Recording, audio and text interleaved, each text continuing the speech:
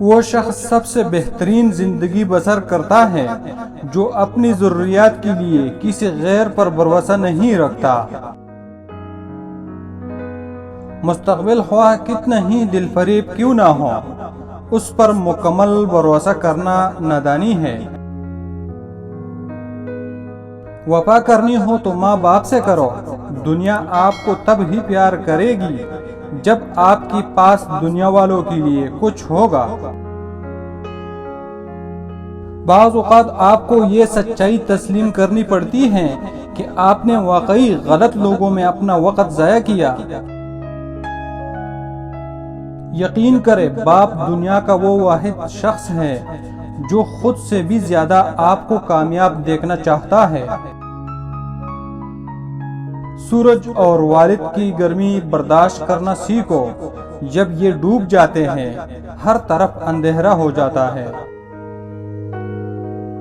کبھی وقت ملے تو اپنے والدین کے چہروں کی طرف دیکھنا، آپ کو پتہ چلے گا کہ آپ کا مستقبل بناتے بناتے وہ خود کتنا ٹوٹ چکے ہیں۔ جب آپ ماں باپ بہن بھائیوں کے ساتھ بیٹھو تو الحمدللہ کہا کرو، کیونکہ کچھ لوگ ان لمحات کو ترستے ہیں۔ یہ تمہارا جو نفس ہے، تم اگر اسے خیر میں مصروف نہیں کر لیتے تو یہ تمہیں شر میں مصروف کر لے گا۔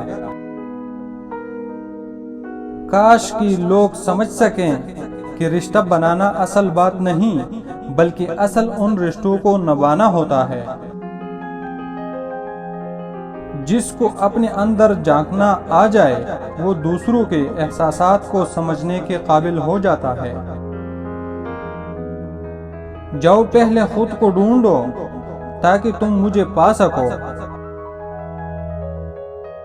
جن کے آنگن میں غریبی کا شجر ہو، محسن ان کی ہر بات زمانے کو بری لگتی ہے۔ انسان کی روح کی اصل کیفیت غم ہے، خوشی ایک عارضی شے ہے۔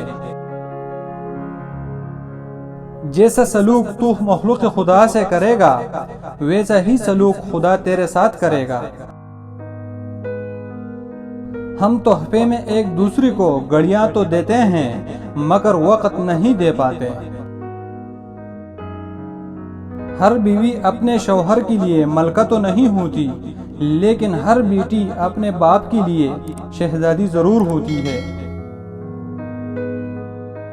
انسان سب کچھ بھول سکتا ہے سوائے ان لمحوں کے جب اسے اپنوں کی ضرورت تھی اور وہ دستیاب نہیں تھے۔